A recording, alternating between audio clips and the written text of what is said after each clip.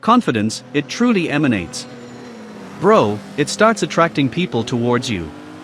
You start walking, making eye contact, and someone might say, "Wow, you look good," or "You're not from around here," giving you choosing signals.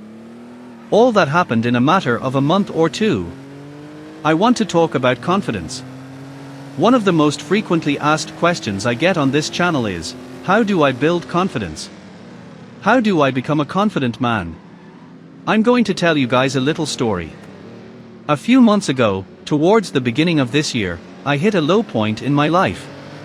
I was unable to look people in the eye, whether I was out buying groceries, pumping gas, or even at work. Some of you guys know I'm a barber, and it got to the point where I wouldn't even say hi to my clients. I tried to hide my eye contact from them, looking down or to the side because I was ashamed of the person I had become. I want you to think about that for a second. I was ashamed of who I had become.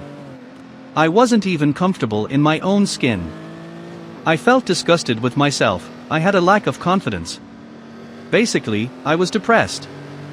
For the longest time, bro, I had been a go-getter, a guy who was always in the gym, getting after it. I had no problems making friends in clubs or bars. Back in New York, I never made lines in the Bronx. I would always have women coming up to me every single night. But then, you know what? I'm human, and mistakes are inevitable. Life isn't always linear. I really think that I hit those low points to remind myself what it felt like to be that low, as I had forgotten what that felt like after being on a high for so long. It all started with making one bad decision after another. I remember starting to associate with the wrong kind of people. They weren't bad people, but once you start associating with people who aren't being their best versions, indulging in vices like alcohol, you start to take on their way of thinking. Even if you're associating with people who don't physically exercise, that usually accompanies other things. They are not maximizing their potential, and because of that, you begin to get comfortable and think it's okay to let off the gas pedal. I was associating with these kinds of people at work at the barber shop. A couple of you know how barbers can be. Some are going to be barbers for life and live below their potential. I started associating with certain kinds of people, and inevitably, I began taking on their mindset.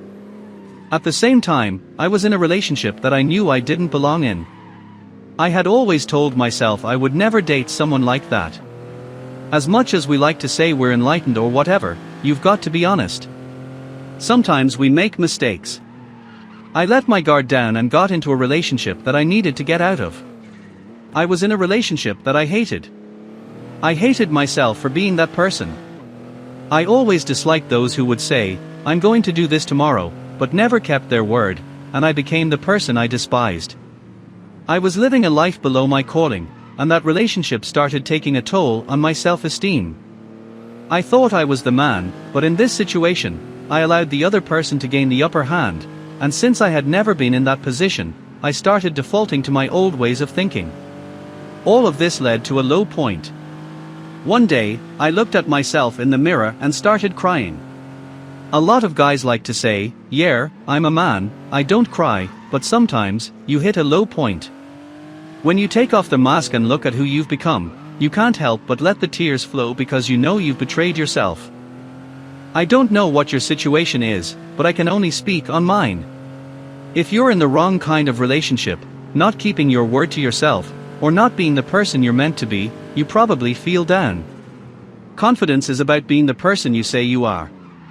Alex Hormozi said you don't gain self-confidence by reciting endless morning affirmations, but by proving to yourself that you are who you say you are. So, how do you expect to be confident when you have nothing to be confident about? If you're not taking care of your body, eating well, or in a relationship that respects you, how can you expect to have confidence? Confidence starts from within. Keeping your word to yourself is essential.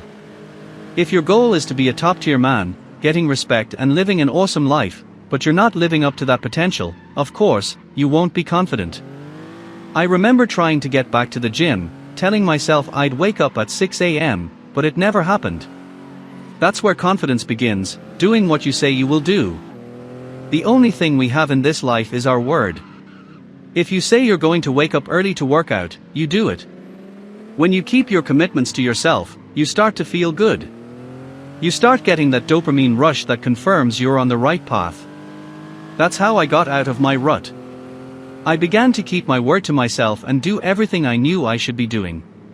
I cut off the unhealthy relationship and prioritized my goals.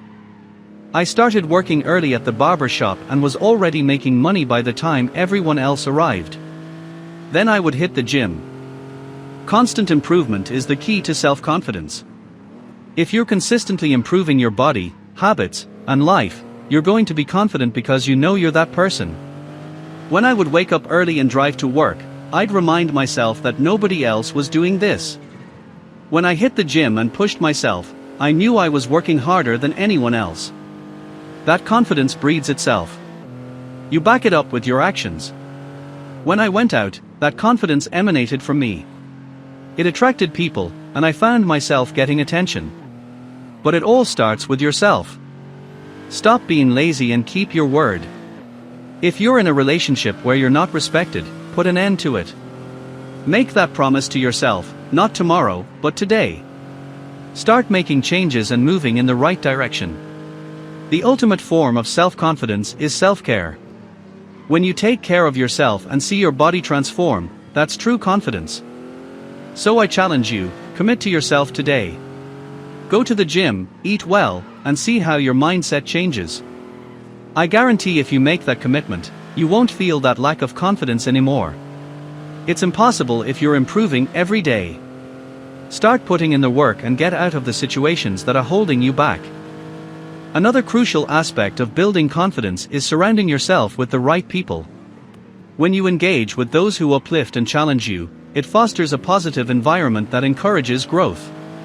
Seek out individuals who are ambitious, hardworking, and inspire you to be your best self. The energy of these people can be contagious, and their support can serve as a strong foundation when you face challenges.